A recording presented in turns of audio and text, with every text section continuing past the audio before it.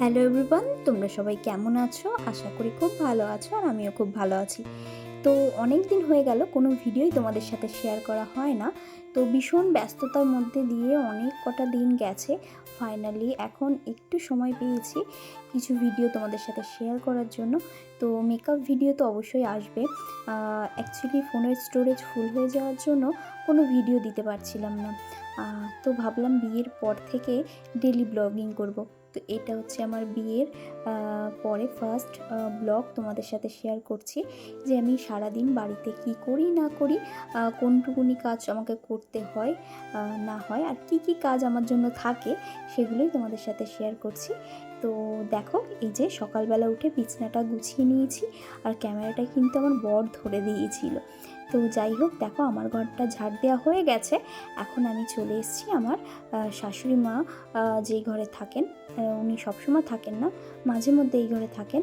আর পাশের আমাদের আরও দুটো রুম আছে, ঘর আছে, তো সেখানে থাকে। তো দেখো, এই যে আমার ঘরটা তো ঝাড় দেওয়া হয়ে গেল। এবার আমি বারান্দাটা একটু ঝাড় দিয়ে দেব।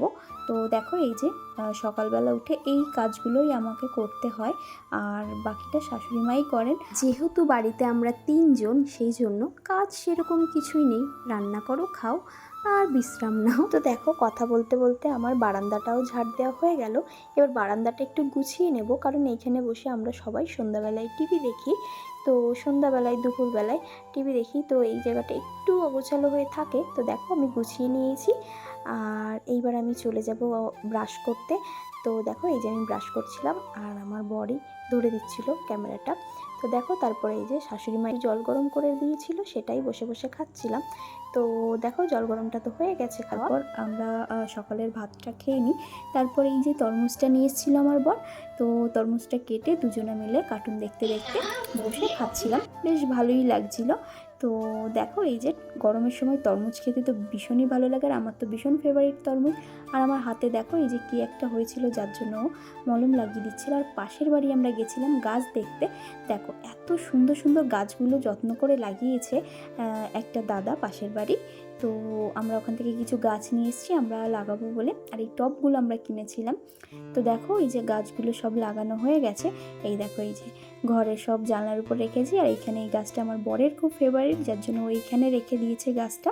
তো দেখো কেমন লাগছে। সেইভাবে কিছু গুছিয়ে উঠতে পারিনি এখনও, আস্তে আস্তে টুকটুক করে সবই গোছাবো, তোমাদের সাথে সবই শেয়ার করব। তো দেখো, এই যে গাছগুলো সুন্দর করে রেখে দিয়েছে আমার বর।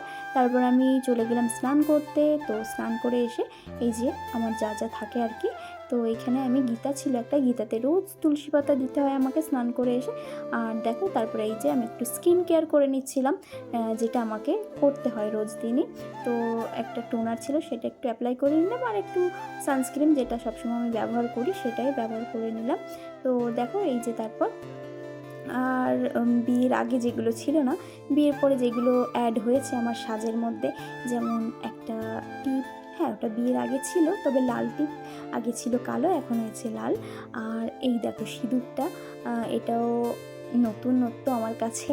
তো বিয়ের পরে অনেক কিছু মেয়েদের চেঞ্জ হয়ে যায়, সত্যিই চেঞ্জ হয়ে যায়। কারোর সাথে কিছু ভালো হয়, কারোর সাথে কিছু খারাপ হয়। তো আমার লাইফস্টাইল দেখে তোমরা জানিও কেমন কি হয়েছে।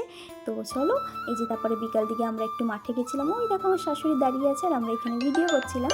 তো চলো, আজকের মতো এইটুকুনি, দেখাবো একটা নেক্সট ভিডিওতে, টাটা।